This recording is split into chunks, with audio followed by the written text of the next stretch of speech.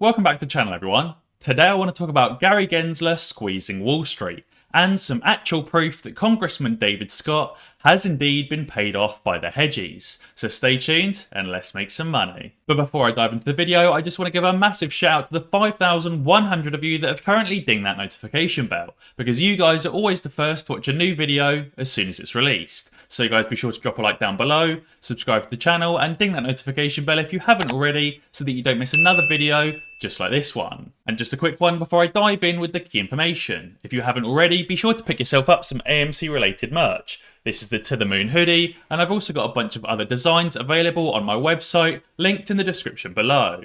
And now I want to dive straight in with the key information. So, AMC To The Moon tweeted saying somebody accidentally hit the clap button twice, laughing my arse off. Everything with Ken Griffin is a lie. Now this is a small extract from the clip where Ken Griffin was interviewed, showing a very synthetic clap track being played in the background. If you haven't already heard it, I'll play it for you now. A great education, and to have a life well lived.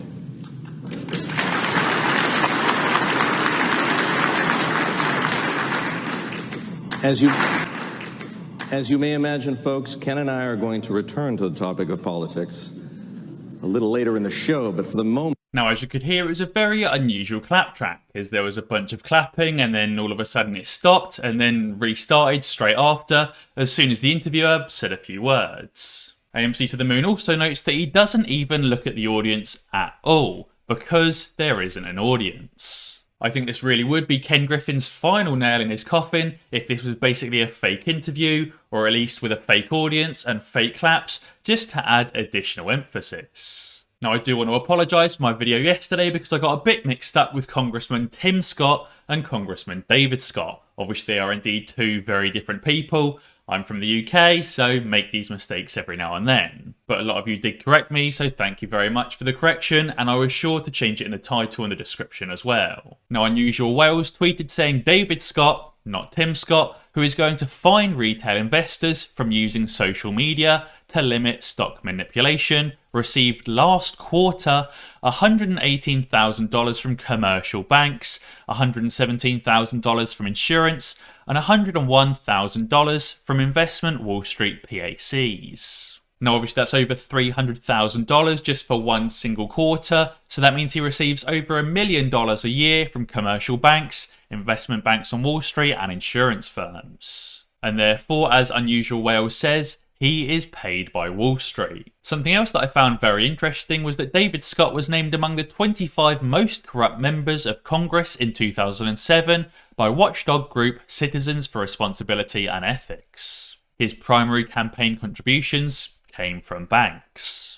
As you can see that for the top 25 members of the House, if you filter their funding from largest to smallest, you have $46,500 received from commercial banks in this one specific screenshot. This screenshot is specifically for 2022, as in future campaigns, and that's why the numbers don't exactly tie up to Unusual Wales' post. And it also says down here on his Wikipedia page that Scott was named as one of the 25 most corrupt members of Congress by the political watchdog group Citizens for Responsibility and Ethics in 2007. Now we've also got a new article saying SEC Chair Gary Gensler aims to save investors money by squeezing Wall Street. It says Wall Street's new director outlined an aggressive regulatory agenda that could put pressure on the profit margins of the financial industry. Gary Gensler, chairman of the SEC, is working on stricter rules for high-speed trading companies, private equity managers, investment trusts and online brokerage firms. In less than 6 months after employment,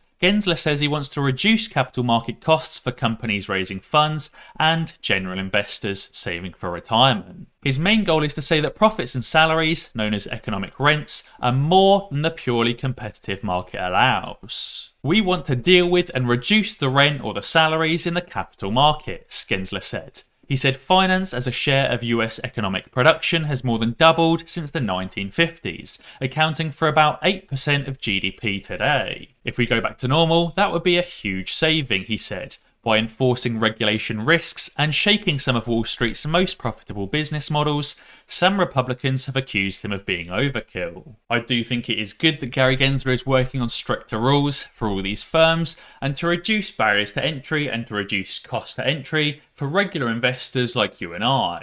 But I do also think there's many more important things that Gary Gensler needs to be working on, such as, manipulation and fraud in the financial markets. We've also got a tweet from a chief economist saying Europe's gauge for credit risk climbs to its highest point since March, I assume March of 2020. What that basically means is that Europe is already feeling the effects of China's Evergrande and it's starting to boost credit risk in the European Union. And therefore it seems like a credit event is well on its way. And it's not just going to be solely localized to Evergrande or property developers in China, but it's also going to impact financial institutions, also not only just in China, but across the entire world. Yields on junk bonds are also starting to go through the roof, worldwide as well, not just in China, but also in the US. On top of that, JP Morgan's Jamie Dimon cautions a US default would be potentially catastrophic.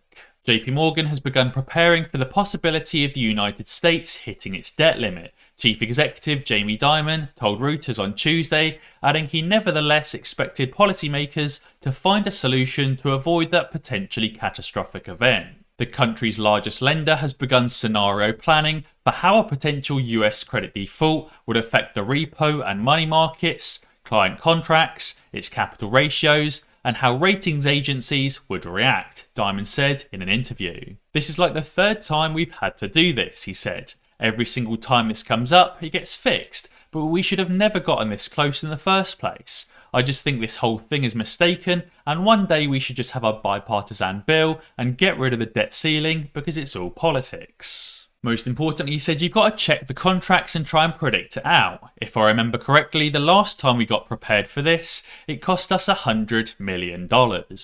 And therefore, all of this scenario planning is very, very expensive for the big banks. And therefore, even if the debt limit does get increased, it's still very expensive and they've still had to pay out a lot of money in planning costs. As I mentioned in my video this week, Congress really needs to come to a decision by the 11th of October because there's a recess after that. And then by the time they come back from recess, the US will have already defaulted.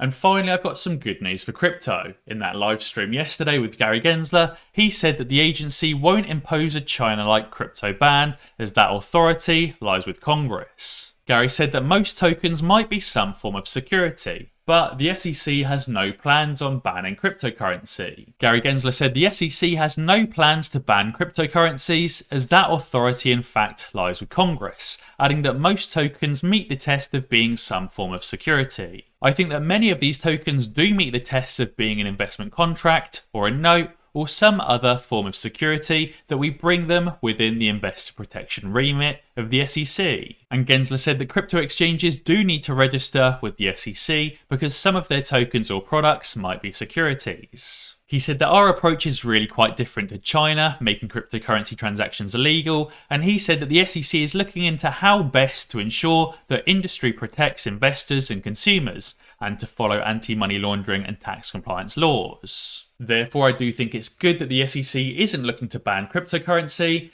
but I do think they need to kind of sort themselves out and decide which tokens are securities and which ones aren't. Guys, be sure to let me know down in the comments below what you think about Gary Gensler's plans to work on stricter rulings for institutions. I do think it's good that he has got these plans, but so far he hasn't really put anything in motion yet.